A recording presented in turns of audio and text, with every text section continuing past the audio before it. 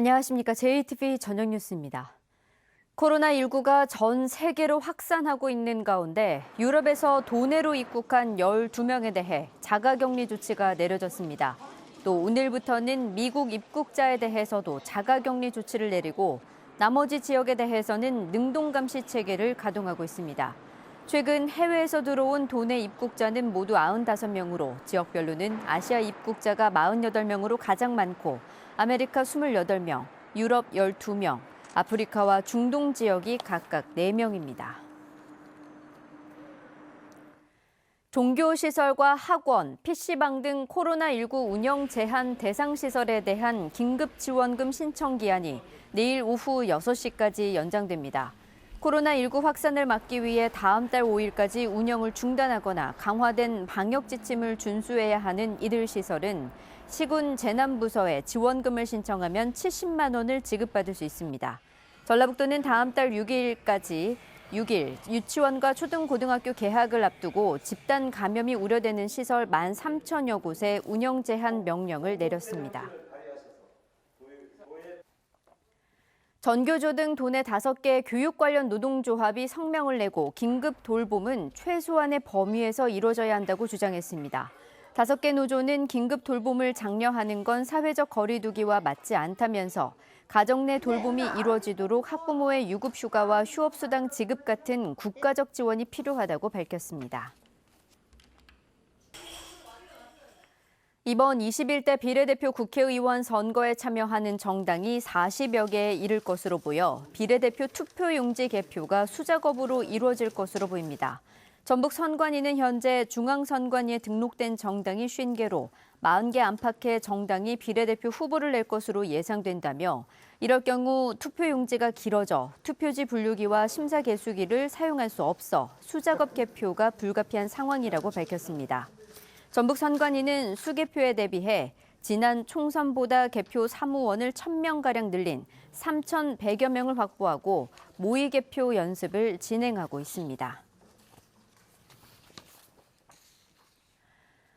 전북경찰청이 올해 1분기 성인 게임장 단속을 통해 불법 성인 게임장 14곳을 적발해 운영자 1명을 구속하고 나머지 14명을 불구속 입건했습니다.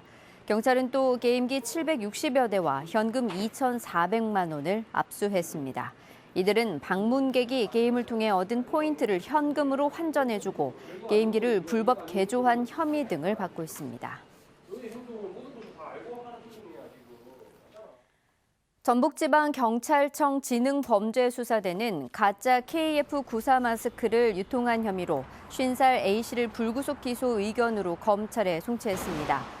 도내 한 마스크 생산업체 대표인 A씨는 지난달 12일부터 약 20일 동안 식약처의 허가를 받지 않는 마스크를 전국에 49만 장을 유통한 혐의를 받고 있습니다.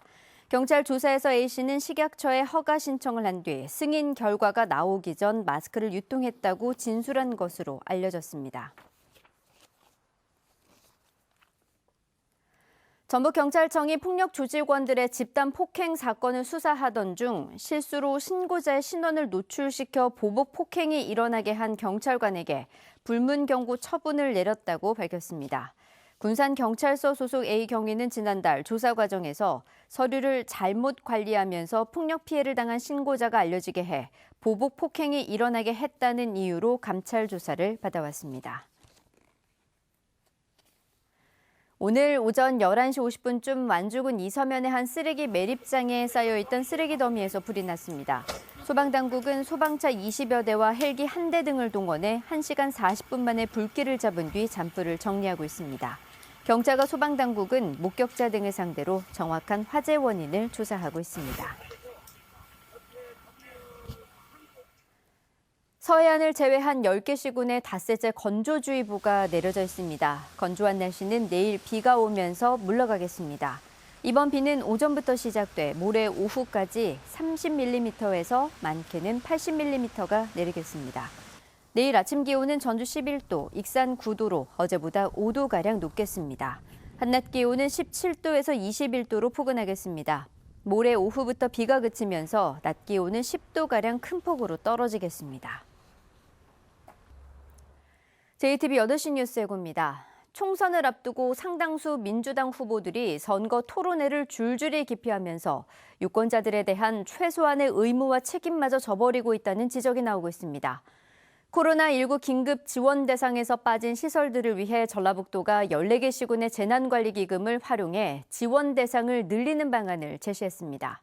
준연동형 비례대표제 도입으로 정당 수가 급격히 늘어나 투표용지가 자동 개표기를 사용할 수 없을 만큼 역대 최고로 길어지면서 수개표가 불가피해 보입니다. 임실군이 축산 농가 악취 문제 해결을 위해 전북에서 처음으로 냄새가 거의 없는 톱밥 발효 돼지 농장을 유도하기 위한 조례 개정안을 마련했지만 기대와 달리 의회에서 부결돼 논란이 일고 있습니다. 자세한 소식은 JTBC 8시 뉴스에서 전해드리겠습니다.